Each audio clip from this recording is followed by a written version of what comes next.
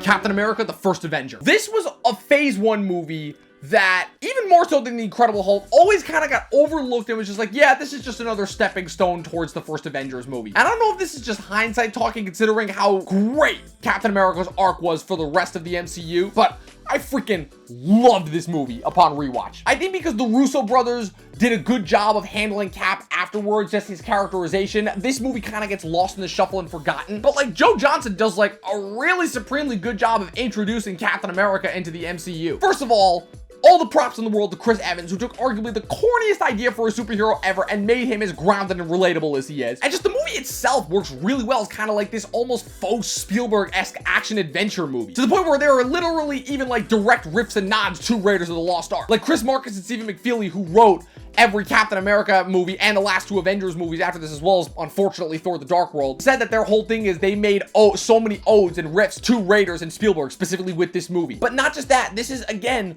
I think even more so than the first Iron Man movie, this is just a great character study. Like, you want to talk about a pure underdog story, this is about as good as it gets. And how every character in this movie is a reflection of his struggle. Obviously, with him dealing with the gruff colonel in order to overcome expectations, the one portrayed by Tommy Lee Jones, his growing love for Peggy, who is immediately established as one of the most badass female presences in the MCU, the unbelievably endearing Abraham Erskine, portrayed by Stanley Tucci, still one of the most overlooked performances in the MCU, and obviously his friendship with Bucky Barnes, which we all see how that turns out later on. But also, again, because so many other villains down the line just became so much more memorable in recent memory, a lot of people forget that the Red Skull was actually a really good villain. Sure, he's not as interesting or as remarkable as some of the future villains, but as far as villains go, and especially compared to some of the other phase 1 and phase 2 villains, Hugo Weaving absolutely nailed everything that he had to. And it probably still has one of the saddest endings for the MCU, because even though we know the Cap is going to come back for future movies in the Avengers movie, just him looking around once he's awoken from the ice 70 years later, and he's told that he's now in 2011, like, just that look of sadness knowing that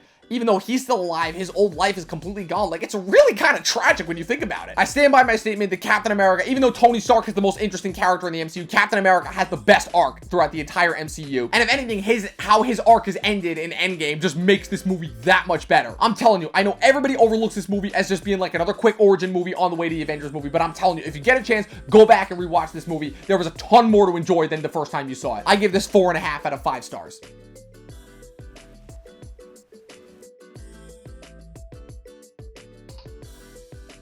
Captain America, the Winter Soldier. So despite all of my grievances with some of the future Russo brothers directed Marvel movies, this was still a very impressive outing from them, to say the least. I know my thoughts have come around a lot on the first Captain America movie, but at the time, Captain America was not the most popular character in the MCU. But this is another movie like Black Panther where, besides being just a great character study, it actually has some really interesting statements and some really interesting real-world application. Because to me, this was the first superhero movie that I'd ever seen that actually really tried to tackle the Patriot Act in a new and interesting way. And while obviously it is from a very fictitious, hyperbolized superhero standpoint, a lot of the stuff that they were saying, especially about the Patriot Act and the constant monitoring of us via the internet, still rang very, very true. It's almost like kind of like the Russo brothers ended up stumbling onto something that was almost a little bit smarter than they ever anticipated. But again, besides all that, like, this once again established all the trends that the Russo brothers are famous for. Even though this wasn't the first real demonstration of their ensemble abilities, the acting in this movie is still great. The action has stepped up to new levels that the MCU had not seen at that point. This movie was almost like watching a Jason Bourne movie, but if the action was actually shot in a way that you could actually, see what was going on. And Captain America's struggle, while still not as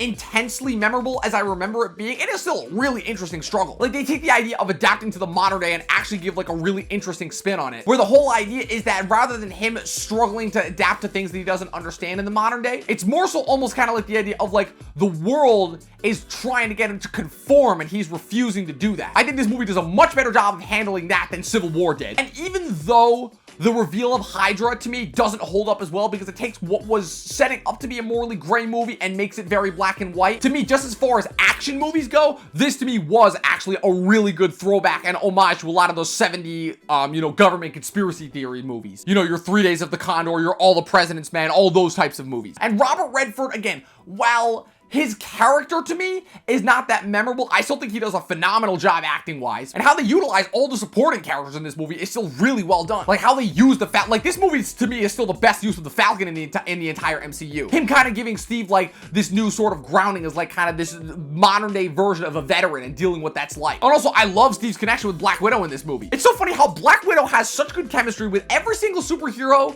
except for the one that they try to have or actually have any romantic entanglements with. But yeah, the other thing too, and why this movie still holds up as well as it does, is because this was so refreshing, because this was the first movie post the Avengers that actually showed me, okay, the MCU actually does have a future. And even though my thoughts on the future movies have changed very drastically, this movie still holds up very, very well. It's very consistent. It's a great action movie. It's a great conspiracy thriller movie. To me, still some of the most iconic moments in the MCU come from this movie. And while I'm still not happy with how they handled the Bucky arc going forward, for this movie at least, it was absolutely outstanding. Just the look on Steve's face when he pulls the mask off and he sees Bucky again. Like, it is pitch perfect acting from Evans right there. Because the other thing and how that's so well set up in this movie is the fact that the movie starts with Steve visiting Peggy and seeing his long lost love now withering away and slowly dying. So when he sees that his other best friend and kind of the only kind of positive thing that he thought he lost back in World War II is still alive, like that creates some really interesting